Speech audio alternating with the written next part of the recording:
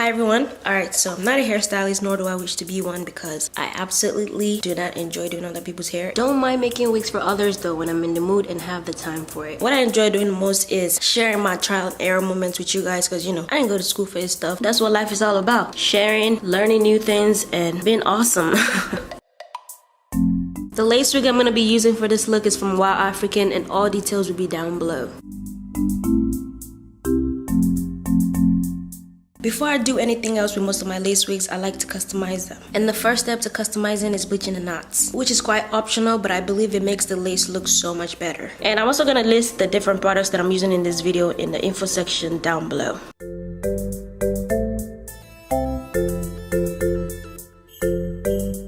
I mixed up the powder lightener and developer and added some color corrector to it to kind of tone down the brassiness, and I make the consistency really thick because I don't want it to run through the lace and end up bleaching the hair. I apply very little to no pressure when I'm applying it to the lace, and I let that process for about 30 minutes on average.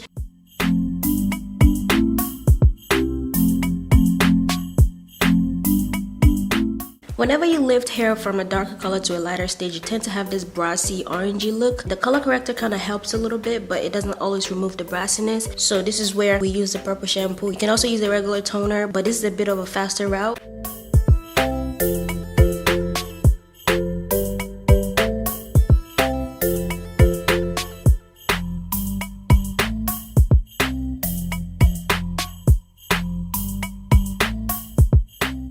I've learned over the years when it comes to working with lace frontals and wigs that you don't really have to tweeze too much. Try to get a lace frontal or a lace wig that has a very nice hairline shape so you don't have to do too much work on your own part. And this particular wig has a very nice shape to it, so all I had to do was just tweeze it a little bit to reduce the bulk. And I normally like to go back about half an inch to an inch, and I try not to thin out the sides too much, especially with the way my own personal hairline is set up. It looks better when you have fuller hair on the sides anyway, so yeah.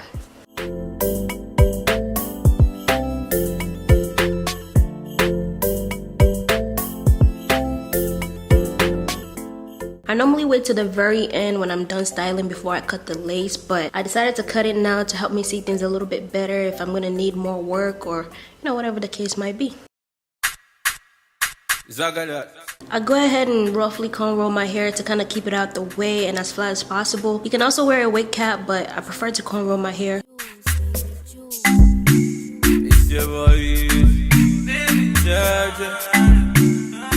I tried on the wig to see how things are looking. I'm gonna have to tint the lace because it's a little bit lighter than my own skin complexion, but if you're a lighter skin tone, you most likely will not need to tint this particular lace. But the way my hairline is set up, my sides protrude out a little bit more than the middle, so whenever I'm wearing a wig, if I want it to completely cover my side edges, it's gonna look like the wig is sitting on my forehead. So in order to avoid that, I trim back the lace a little bit around the middle to conform to my head shape better.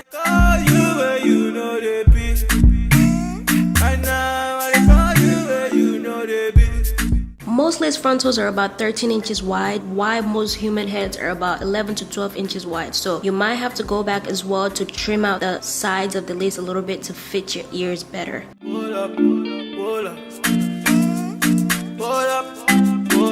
This wig also came with wig combs around the front area, which doesn't really help the lace lay flat and they hurt and also pull on your edges, and over time it's gonna be thinning, so I sewed them on the back side instead for more security. Guys, make I tell you some story. Go. I use the Adore semi-permanent hair color mixed with some hot water to tint my lace. Some people use fabric dye, but I haven't personally tried it, but it works for them. And I dip the lace in the mixture, let it sit for 5 minutes, and go ahead and rinse it off. You can also experiment with different colors to see what works best for your skin tone. This girl come, Professor of Vibe, Miss World South. I don't see yourself. If you find that your lace look a little bit too warm when you tint it, you may go back in to apply some of the purple shampoo to some water, soak the lace in it for about 10 minutes, rinse it off, and it should look a bit more cooler toned. Juice. This girl, those times I don't get sick. If I don't plan on wearing my hair up, I might just use the elastic band method, only stretch it out from ear to ear across the back to kind of figure out how much you're gonna need. What the elastic band does is put pressure on the lace and pulls it back so that it's gonna stay flat on your head. Why? You got so many different options that you can experiment with when it comes to applying your wigs. Depending on the style that you're wearing as well, you can decide to just use the elastic band and then apply some mousse to your edges to kind of scatter the little hairs in the front to camouflage things pretty much. Normally I do that with like curly wigs. I don't really like baby hairs that much on like a straight wig or something like that, so I try to make them look a bit more cleaner at the hairline. Another option is to use the Got2b gel. You can also use lace tape or sew it down, which I haven't personally tried, but those are some methods you can always experiment with. I applied 2 layers of the gel, first one to keep my edges away, let it dry, then the second one I let it get tacky, then place the wig down. You may also add the Got2b freeze spray, but I didn't really have it at the time. You don't really need it, but if you want extra hold, then you can use it, or any good holding hairspray that you have at home. Before I actually cut and style the wig, I decided to try it on with the Got2b gel, which is very temporary. It's like a very soft form of glue. Whenever any type of moisture, sweat, water, anything touches it, it starts sliding right off. Then I tie it down with a scarf till it dries or set. You think said the world they revolve around your bumper. You think said the world they revolve around your big ass. This wig is a very lovely wig with a very nice texture, matches my own real hair perfectly, but I feel like because of the density and the length, it's not doing the wig much justice, so I decided to cut into a bob. Pull up, pull up, pull up. I'm trying out a blunt asymmetrical bob as well. It's gonna make the hair look a little bit fuller and healthier and just cool, you know. I pretty much cut the hair straight across along the shorter side, and as I was working my way to the longer side, I started doing like a slopey cut downward. I wanted it to be a smooth transition from short to long, and I also want it to be a bit long like a lob because I want to be able to put it in a low ponytail without it looking too funny. And initially the wig was about 20 inches, but once I cut it, it's roughly 13 inches at the shortest and 15 inches at the longest. It's easier to use a clipper to cut a bob like this because it gives you more of that cleaner look. I also decided on some color. You know, it's summer, you can never go wrong. I used 2 different developers. The bottom part is gonna start lightening before I get done with the top, so I used the 20 on the bottom and the 40 at the top. I also added Olaplex to the mixture to help decrease any potential damage the bleach might do to the hair. Left it on for roughly 20 minutes, then went off to wash it off. And that's why when I did for road, it be you day my mind. But if you say you go live with me, voila, you go make a die. I go feel to die. I wasn't too satisfied with the results, so I went in to pick out some random pieces around the top part of the wig to lighten it a little bit more, sort of like to create highlight situation kind of a thing. And this time I opted for the 30 volume developer. Then they make a fight over. While I was applying it to the hair, I would twist the top part of the hair so that everything kind of transitions smoothly.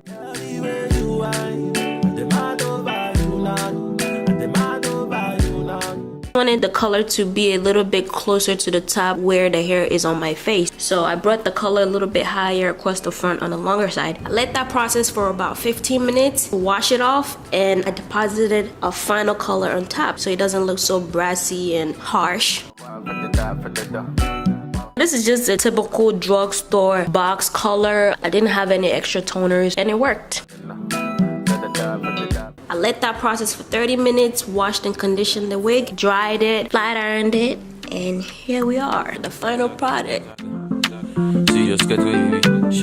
So I'm trying lace glue for the first time in my life. Oh my god, I've been so scared of glue for the longest because, you know, all the horror stories. I've been seeing a commercial for this clink glue all over social media. You know, they advertise that it doesn't pull out your edges, you can swim in it, it doesn't come off when you sweat. I was hyped. So I went and bought it. I also watched a couple tutorials and reviews that people had on it online. You know, some people were complaining, but I was like, you know what? I'm still gonna try it. I want to experience it for myself. So I gelled down my edges first to keep them out the way. Went ahead to clean my hairline to get rid of the excess dirt or makeup. I would advise doing this before you do your makeup, but either way, it can always be worked around. The direction says to add 4 different layers of this glue before attaching your wig, and it says before adding the second, third, and so on. You need to let the glue dry a little bit to like a clear state for a few seconds. But minutes went by, this thing never goes clear. And I even used the brush to help me distribute things a little bit better, so I don't end up putting too much on my hair, because it says to use a thin layer, and I believe that's what I did. By the 4th application, this thing never goes clear. But I was like, you know what? This glue is about to completely dry. It's already tacky. I'm just gonna apply my wig, right? So I applied my wig, waited for this glue to dry clear. This thing did not go clear. I'm like, what the hell did I just do to myself? At this point, the wig is stuck to my head. So guess what? The smartest idea that came to my head was, hey, why don't you just apply your makeup powder to it and change the color? That's a dumb idea, by the way. Don't do that, because it's like masking a smell with a perfume. Like, nah. So I got this Play-Doh looking shit on my head after applying my powder. I was like, oh my god, I'm gonna have to take this thing off, start all over, wash the wig, and I was just bugging out. One thought was like, wait, why don't you try the alcohol, which pretty much helps remove any excess dirt and stuff. I was so happy this worked. So I went back to fix my makeup and blend everything together, and that is all. Baby, my baby, the wire. Baby, baby, the fire. Baby, oh baby, my baby, the wire. Oh, I better. Tonight, I be hungry, man. Baby, give me food and make a job. To my son, I will bet. Baby, give me food and make a job. Tonight, I be hungry, man.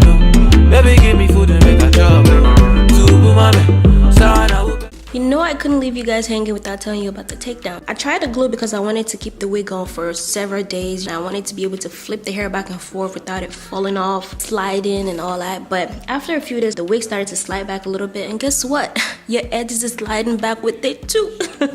So I was like, you know what? It's time for this thing to come down. I used the uncling product that they recommended to remove the glue. I let that sit a few minutes and started pulling up from the side. This stuff is really strong. Like, it took a while for the wig to start peeling off. You need to be extremely patient. Please don't yank it off your head unless you don't want your edges left. And try to use the glue sparingly, like once in a 1 million blue moon. Don't be slapping the glue on your head every second you see, unless you don't like your edges. They claim it doesn't bring out your edges, but 1 or 2 strands of hair came out. At least that's what I could see. Regardless of how they advertise it, like, oh, if you take it out properly, yo, this shit is stressful.